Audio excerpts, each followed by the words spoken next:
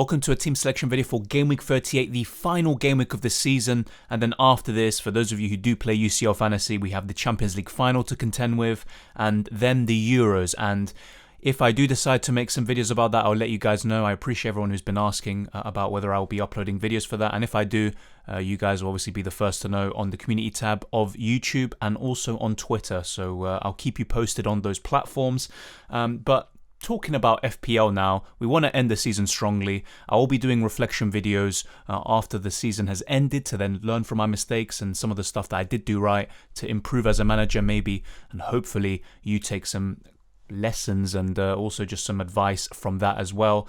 But that's looking further ahead. In Game Week 37, I'll be honest, it was very disappointing, and if it wasn't for two players kind of saving my week towards the end of their match, it could have been even worse. But 45 points, 2,365 points overall. I'm definitely looking to get at least 2,400 to wrap up the season, which is a very good total, to be honest. And in a lot of seasons, actually, that could be a very, very high rank indeed.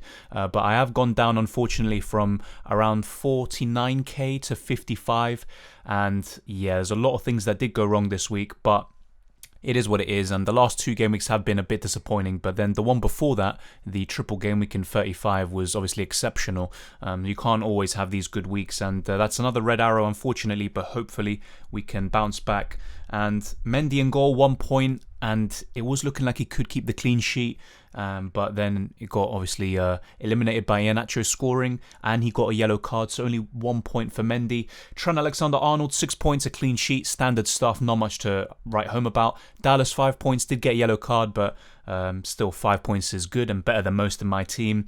Luke Shaw now, and he's actually a bit of a conundrum for me regarding the Europa League final. Is he going to start against Wolves just a few days prior to that? I'm not exactly sure, and only 1 point.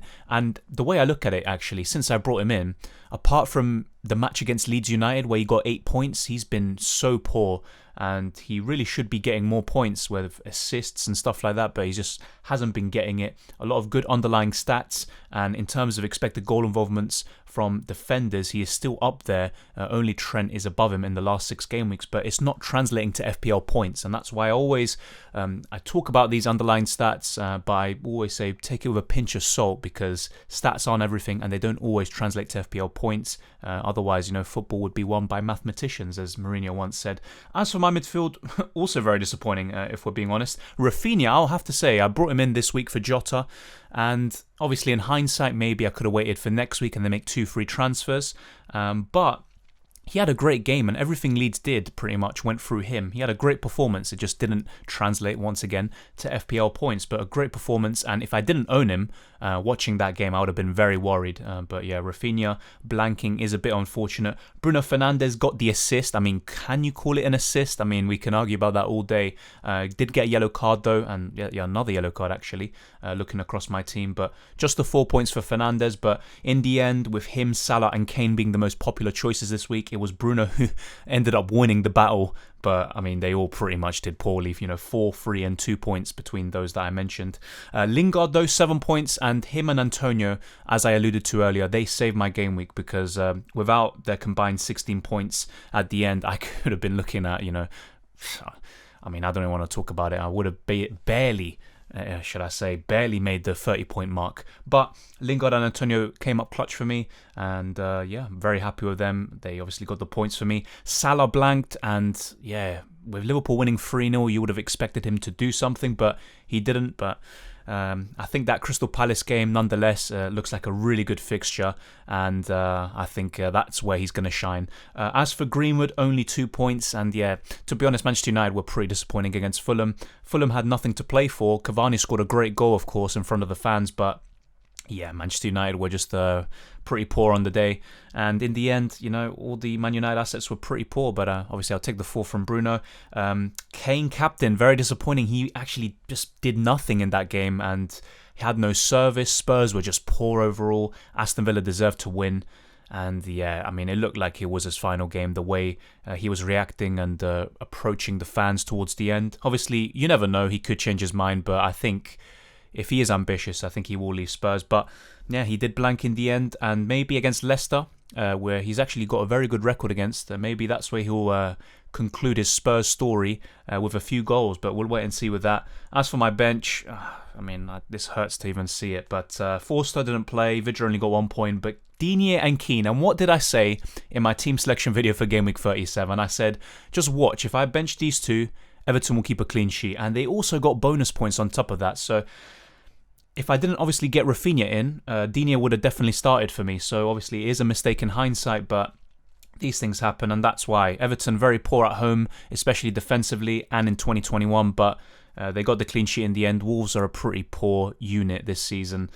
So yeah, obviously, if I could go back, I would obviously change it. I would want the points, but in the end, it does make sense why I did bench the 2 Everton players, but maybe playing one of them would have been the right decision. But ultimately, can't beat yourself up about it. It probably would be seeing me comfortably into the top 50k, but hopefully I learn from these mistakes next season. Moving on to Game Week 38, where hopefully I learn from my mistakes and I have a solid team.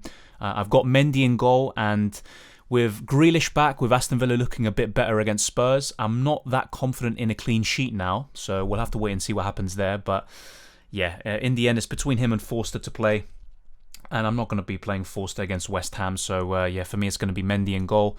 Defence looks pretty solid, but there's one big kind of question mark and a bit of a, let's say, a conundrum once again in terms of who am I going to get in this week, because Trent and Dallas, probably the 2 best you can have this week. Both great fixtures on paper. They can get an attack in return, some bonus points. So very, very optimistic about them too. But you look at Luke Shaw. If he does start, he could keep a clean sheet against Wolves. You know, they're a pretty poor team this season. But is Shaw going to play 3 days before the Europa League final? I'm not exactly sure about that. And it's the same really with Greenwood and Bruno, but Shaw is the biggest risk, especially with the fact that Telles is obviously the kind of understudy, the second choice, and also his injury record. Will Ole Gunnar Solskjaer risk it? I'm not exactly sure about that. And then you look at my midfield, very happy with it. Rafinha, Lingard, Salah captain, and Greenwood, who I do expect to start, but there's still a bit of a possibility of him not starting. But Bruno's another one. Will he play 3 days before? And he has the fitness, he has the kind of, let's say, the ambition and the desire to play every single game, but will Ole risk him? Who knows at this point? I mean, there's nothing really to play for in the league. They've already pretty much secured second. There's nothing else to fight for. But then again, Bruno, with 1 more assist, he ties Harry Kane for top assister of the Premier League. But is Bruno really the type to just be telling Ole, play me? I want to, win the golden assist or whatever you want to call it. Not so sure about that, but when I look at the Manchester United assets, a lot of people are going to be having similar questions to me. I think Bruno is the most likely out of the 3 to start.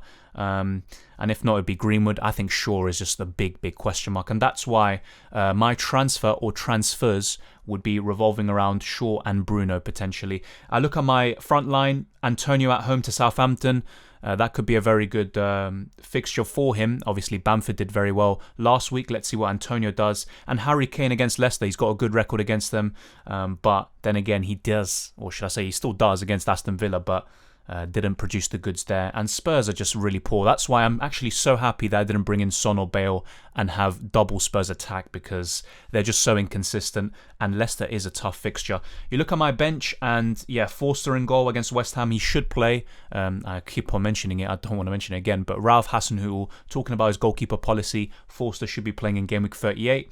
Vidra away to Sheffield United. That's pretty decent to be fair, but he's not really someone I'd want to play or have come on. Digne and Keane play Man City away, so despite the fact that Everton have a very good record away from home, they do face Manchester City, and I would still expect Man City to at least score 2 goals. So I definitely wouldn't want the case of Shaw missing out and having Digne or Keane come on. That definitely is something that I want to avoid desperately, and my suspicion is that Shaw will miss out, but I don't know this. Man United fans will know better than me, but in the end, only Ole Gunnar Solskjaer, should I say, will know that. So let's wait and see what happens there. But in terms of my transfers, what I am thinking of is potentially moving Digne for either Soufal or Robertson. So if I do make the solo transfer and it's Digne making way, I probably will be looking at Robertson and have the double Liverpool defence. I think it's a very good fixture for them. They can get bonus points as well, maybe even an assist or a goal. You never know. But if not, what I'm thinking of is moving Bruno Fernandes to Sadio Mane. So I'm really looking at Liverpool tripling up on them. Definitely sticking to the Salah captaincy. I'll be talking about that very shortly. But the 2 transfers I'm mainly thinking about is regarding those two, Shaw and Bruno Fernandes. If I do obviously want to get Bamford, and to be fair, at home to West Brom, that's a great fixture to have triple leads in. I'm not going to get rid of Kane or Antonio. I'm not going to do that. It'd have to be Vidra, but unfortunately, I would be short by around 0.4 million.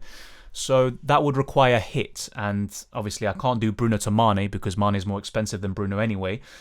So I'd mainly be looking at maybe Digne down to maybe a Soufal or something like that, and I'm not entirely sure. So yeah, as much as I'd like to have Bamford, it doesn't really make sense to bring him in at this stage because I do have 5 midfielders and I have 2 strikers, and that means I'd have to bench one of them, and I look at all of them, and so long as they start, I don't want to bench any single one of them. So not really sure about Bamford. I think a more likely transfer would be either Digne to Robertson or Bruno to Mane. I think that's kind of the most likely scenario. I could maybe take a hit, but I look at it at this stage of the season, there's 1 game week left. I'm going to be shooting myself in the foot in a way because I'm going to start off the game week with a red arrow, and it will obviously take me quite a bit to make up the rank and get into the top 50k. I'm not exactly sure if a -4 is worth it, especially if, let's say that Bruno does start and he does get a penalty or something and he gets double digits. I'm going to be kicking myself. And Mane has been very inconsistent this season. That's why he is a differential. He is a punt.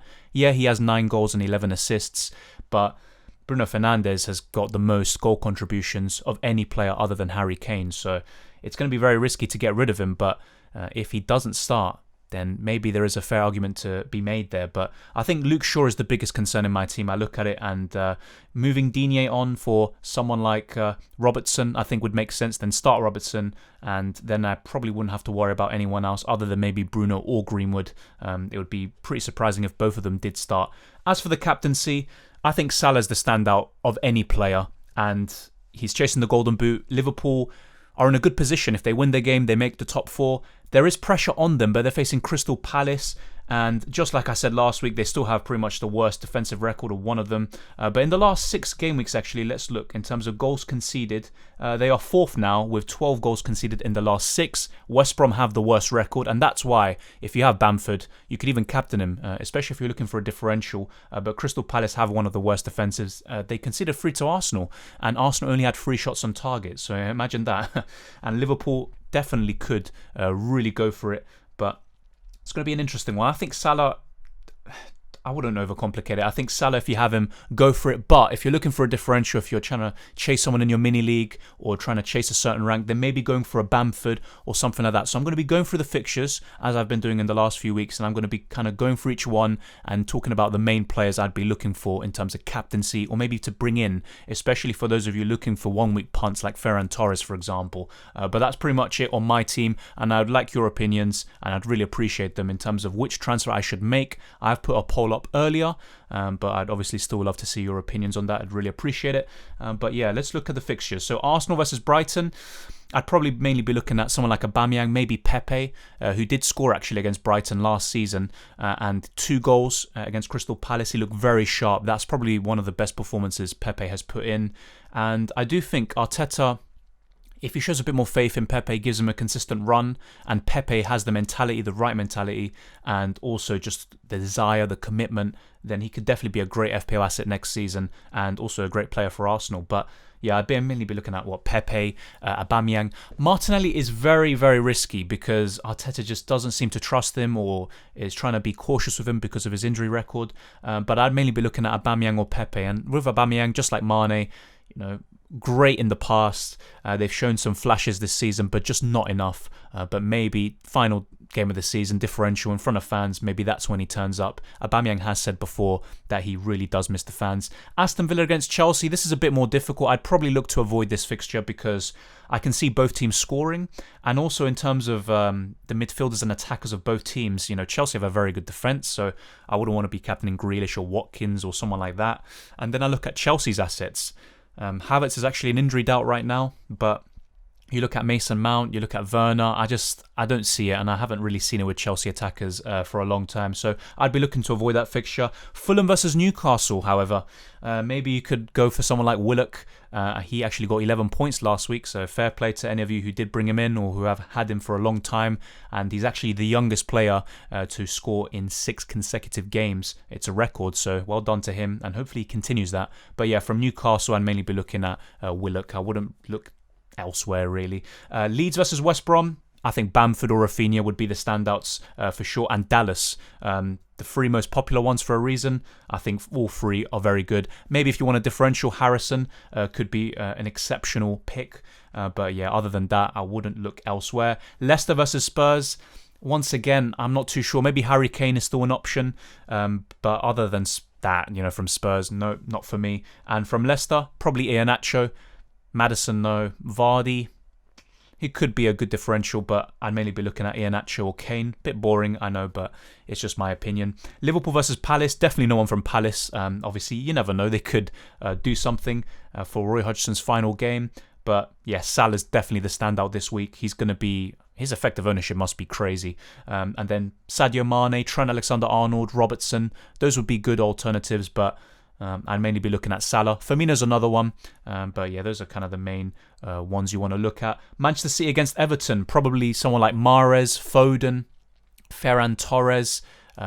If you're brave enough, maybe Aguero, but I don't think he's fit enough in this moment in time. So I'd mainly wait and see what Pep says before committing to such a decision. Other than that, yeah, I wouldn't go for a defender. And from Everton, just no. Calvert-Lewin could get something, but not enough to captain him, I think. Sheffield United against Burnley, probably someone like Chris Wood. I think that's pretty much the first one that stands out from that fixture. West Ham versus Southampton, Antonio, Lingard. Yeah, that's probably the 2 I'd look at. Pretty self-explanatory. Wolves versus Manchester United. If you back Bruno to start, he'd be someone to go for. Otherwise, probably Rashford. He got his rest against Fulham. I think he's a good pick from that game and he should start, although obviously just don't hold me to that. It's just an assumption. And then maybe Greenwood if you back him to start also. But yeah, no one from Wolves really. And Man United defenders just haven't really done it recently. But that's pretty much my overview in terms of players to go for and also to captain potentially, especially some good differentials in there from all the fixtures this week. And as I said before, I think Salah is the standout captaincy for me by far. And those are my transfer plans.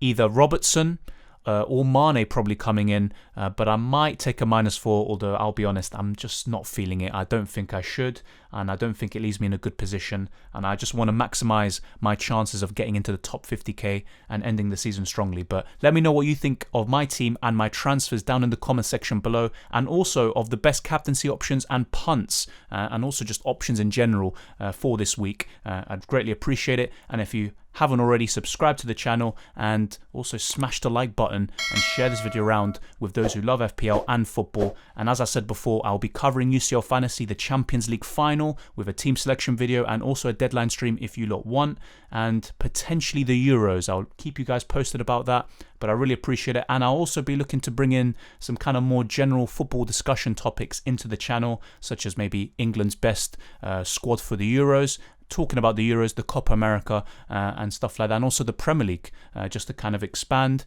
and also just to continue talking about football and engaging with all of you. But I really appreciate all the support this season, and hopefully we all end the season strongly, enjoy the football, and yeah, just all the best of luck, and I'll see you next time.